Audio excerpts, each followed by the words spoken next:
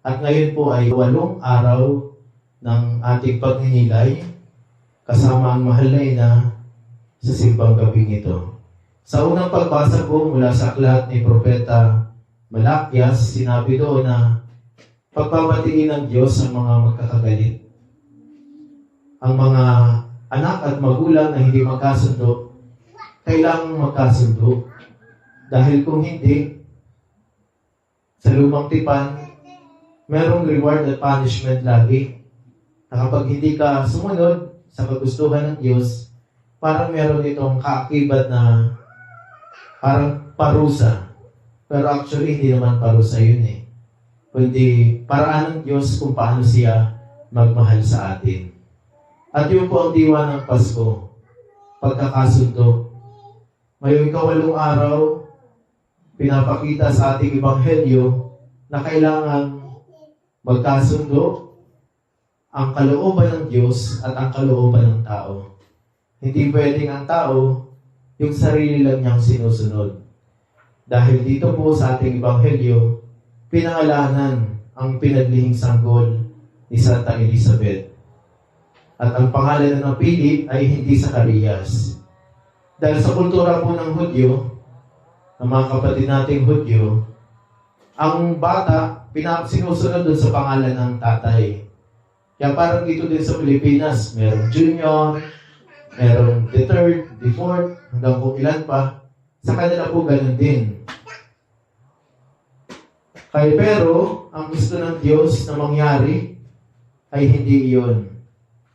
Dahil na sa ating pong mga pagbasa, noong pong ika-4 na araw ng simbang gabi, ang pinagnilayan po doon ay tungkol sa paglilihi ni Santa Elizabeth. Dahil itong mag-asawang Zacarias at Elizabeth, matagal na panahon na nagdasal. Hanggang inabot na sila ng maging senior citizen. Siguro 60 na yun o 70. Pero doon pa lang dininig ng Diyos ang kanilang mga panalangin. At yung isa nilang pinakamimithi ay magkaroon ng anak. At yung po ang pinagkaloob. Na ngayong araw, 8 araw, pinangalanan ng sanggol. At ang pangalan ay Juan. Kakaiba yung pangalan na Juan.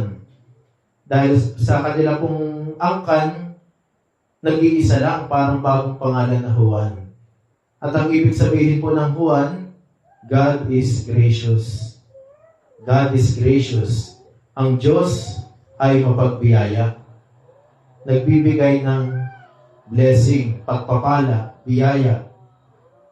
Dahil totoo nga naman, ang sanggol, ang inyong anak, wala pala akong anak. Ang ating mga anak. Ang inyong mga anak bilang mga magulang, sila ay regalo ng Diyos. Sila ay biyaya. At sa pagpapatuloy ng ating communion service, mahalaga tanungin natin, yung pangalan ba natin ay ginagampanan natin dahil bawat pangalan po natin, mayroong kahulugan.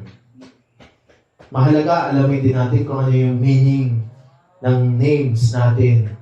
At sa pamamagitan nun, mag-guide tayo kung ano ba yung ating mission sa mundong ito. Kaya maganda yung ating mga anak, ang inyong mga anak, kapag kayo'y magkakaroon pa ng anak sa hinaharap, yung piliin niyo pong pangalan ay yung mga Kristiyanong pangalan. Dahil ngayon, iba't iba ng pangalan eh. Hindi na sinusunod doon sa kalendaryo ng simbahan. Di ba po sa kalendaryo ng simbahan, sa mga lumang kalendaryo, bawat araw mayroong santo na nakalagay. Kaya po si Andres Bonifacio, Andres ang pangalan, pinanganak siya November 30. At November 30, piyesta ni San Andres Apostol. Kung naman June 29, ang pangalan mo siguro ay Pedro. Kung pinanganak ka ng October 4, baka Francisco ang pangalan mo. Dahil piyesta ni St. Francis. Kaya ganun ang unang panahon. Kung ano yung tumapat na santo sa kalendaryo, yun po ang pangalan. Kaya noong araw, maraming magkakatulad ang pangalan. Raimundo, Pedro, Juan, Andres. Dahil nakasunod dun sa santo o santa ng particular na araw na iyon. At pinapaalala po sa atin ng pagbasa, sinabi dun sa huling bahagi, magiging ano kaya ang batang ito? Siguro tanungin din po natin ang ating sarili habang tayo naglalakbay sa buhay na ito, ano pa kaya ang misyon ng Diyos para sa akin? At dito po sa inyong community, ay sana mas dumami pa yung mga magsisimba, mga nakikipag-participate sa ating liturhiya. Dahil mas marami, mas masaya. At ang ibig sabihin naman ng simbahan, ng iglesia, hindi iglesia ni Cristo, yung iglesia ay salitang Espanyol. Inadapt lang po nila. Pero tayo mga Katoliko, ganun din yung gamit natin. Pero na-Americanized na kasi tayo eh. Yung mga salitang Espanyol medyo nawawala na. Yung kahulugan ng iglesia o simbahan ay assembly ng mga tao. Pagtitipon ng mga tao. At sana mas maging alive pa yung ating community dito.